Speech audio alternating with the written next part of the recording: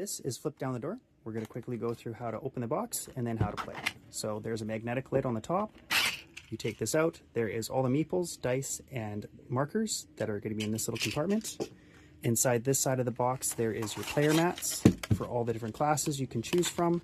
Additionally, there is also a set of cards which will have references on one side and characters and rules on the other. So there is 8 reference sides and 6 characters. So if you play a 4-player game, everyone will have a reference card as well, and then the rules will tell you how to play. Now the other side you unscrew, so you turn, you take that out, you unscrew this, and you now have your starting tile on top and your merchant money inside, which you can take out. Normally what I do is I just put them on top of the tower. So that's all the components inside. You flip tiles from the top here, and then you pull from the bottom here. So you just hold and pull from here to pull your monster tokens. And then if you ever need to replenish, you can actually slide this open and put them all back in. And it slides back like that. Now we're going to go into how to play the game. We're going to quickly go through all the different components, how they work, and then we're going to do a quick game or a couple rounds to show how the game works. So to start off with, there's always 2 types of rooms. There is item rooms and trap rooms. So for red, it's the sword or the guillotine. The sword is the type of, or is a weapon you get. So red rooms always give you weapons.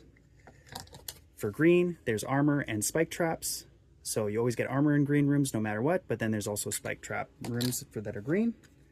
And then there is a fireball or a potion for blue rooms. So each class has a benefit room. As an example, here's the 3 other classes we won't be using. So monks have benefits in red rooms, clerics have benefits in blue rooms, and rangers have benefits in green rooms.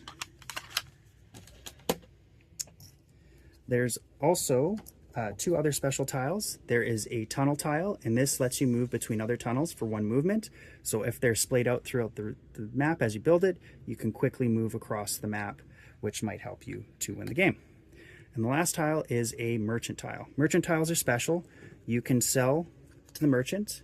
So you can either sell a weapon or item, like an armor and potion, to get 1 gold per game, which is a way to win, or heal up to 10, or you can sell boons to either remove a room from the game or make an opponent roll as if their room is a trap. Now for monsters, there's 3 types of monsters, and they come in different colors. So there is the goblin, which is your level 1, which is on all rooms, and they're just simple monsters. You can kill them easily. There's orcs, and then there's dragons. Dragons are special because when you defeat them, they give you gold. All dragons give you gold, and that's the other way of getting your 3 gold and getting out. They're just harder. For these guys, they're the ones that give you items based on the color of room, or they give you the boons. Now, we have 3 characters that we chose and 3 classes. The 3 classes we chose for this example is a wizard, a fighter, and a thief. So you put your characters in the middle of the board, choosing the matching board. So for the fighter, just as an example, they have benefits in red rooms. When they get swords, they get +2 in combat rolls, and then +2 in combat rolls when their health is 3 under if they get their armor. Class cards or character cards, they have a starting ability. They have a special potion ability, so they all have different ways of consuming potions, and then it shows a reference of all the boons that you can get and the gold and your actions. So as the game goes, we're going to say, let's say the fighter goes first. You take a room from the tower, you flip it, and we have a sword. So since we chose the fighter, he has benefits in red rooms. You're going to take from the bottom, so you just push down and slide out. And in this example, we have a goblin. So you just roll the dice. So I have 5 plus 2 is 7. So that means I just defeat it, because if you look at the reference, you need 7+ for goblins, 9+ for orcs, and 11+ for dragons. So when you defeat it, you flip it. And in this case, I get a sword, which I put into my inventory slot. And now his weapon is activated. I can use his weapon next turn. So going to the thief next, we're going to flip this tile, and it is a merchant tile. Always making sure there's a space to make the map look like a map. And since I have nothing to sell, I'll keep going, and I will put a another room which looks like a spike trap. So I'm going to roll for traps first, and I rolled 7, but since he's green, he has benefits in green rooms, it's 9, so he'll pass. And after you complete the trap, you'll now pull a monster token, rolling an 8, defeating this goblin, which gives me a boon. This one gives you +2 movement.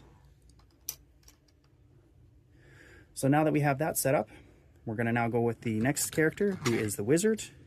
Now he did not get a beneficial room, which is unfortunate, and he also gets an orc.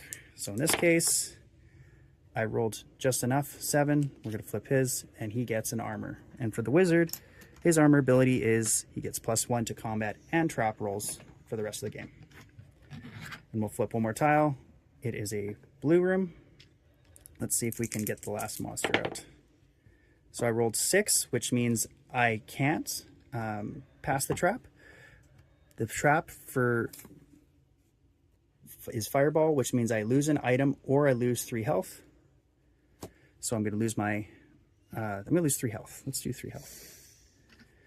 And now we're going to grab a monster token, and I got a dragon. So since I get +2 from my sword, I'm going to roll. I rolled 8 and then 10, which is not enough. So since I failed, I will now take 3 more damage. Ouch. And the dragon stays there. So that's how the combat goes, and you're just going to keep taking turns building out your map with different tiles. So you just keep playing them out for each character, and you're just kind of building a map and exploring the dungeon to see how things go. And that's how you play Flip Down the Door.